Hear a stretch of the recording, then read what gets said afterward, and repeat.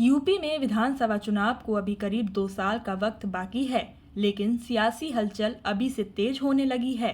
सभी प्रमुख राजनीतिक दलों ने अपनी तैयारियां शुरू कर दी है। रणनीतिक स्तर पर काम किया जा रहा है।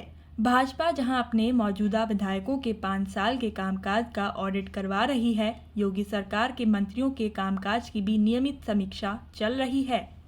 वहीं सपा भी अपने जमीनी कार्यकर्ताओं को सक्रिय करने में लगी हुई है। इसी कड़ी में कांग्रेस ने भी राज्य की कई सीटों पर दावेदारी जतानी अभी से शुरू कर दी है।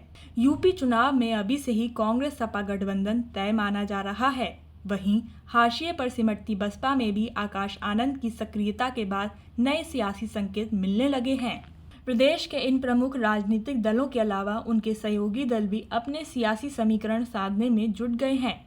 इसी क्रम में भाजपा की सहयोगी निषाद पार्टी के मुखिया और यूपी सरकार में कैबिनेट मंत्री संजय निषाद के बयानों ने राजनीतिक हलकों में हलचल मचा दी है।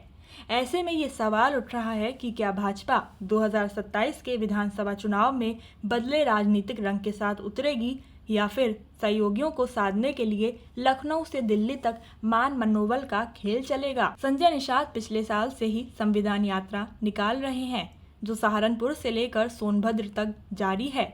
इस यात्रा के जरिए वो न सिर्फ अपने समाज को जागरूक कर रहे हैं, बल्कि पार्टी का सियासी कद भी बढ़ा रहे हैं।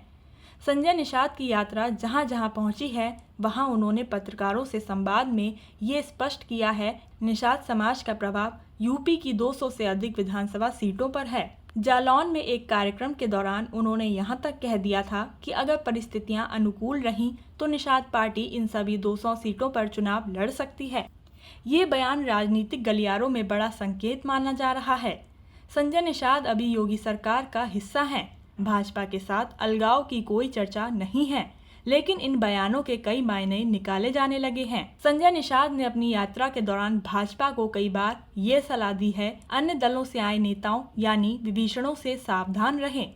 उनका इशारा उन नेताओं की ओर था जो अवसरवाद के तहत दल बदलते हैं, चुनावी काल में भाजपा में शामिल हो जाते हैं। संजय निषाद का ये बयान भाजपा को चेतावनी के रूप में देखा जा रहा है कि सहयोगी दलों की अहमियत को नजरअंदाज न किया जाए। यूपी विधानसभा की कुल 403 सीटों में से निषाद पार्टी के वर्तमान में 5 विधायक हैं। हालांकि संजय निषाद लगातार दावा करते रहे हैं कि राज्य की 200 सीटें निषाद समाज बहुल हैं। इस आधार पर वो इन सीटों पर पार्टी के प्रत्याशियों को अपने सिंबल पर चुनाव लड़वाना चाहते हैं। 2024 के लोकसभा चुनाव में भी उन्होंने भाजपा से यही मांग की थी, लेकिन उन्हें निराशा हाथ लगी। भाजपा ने निषाद पार्टी को चुनाव में सीट नहीं दी। हालांकि संजय निषाद के बेटे भाजपा के सिंबल पर चुनाव में उतरे, लेकिन वो हार गए।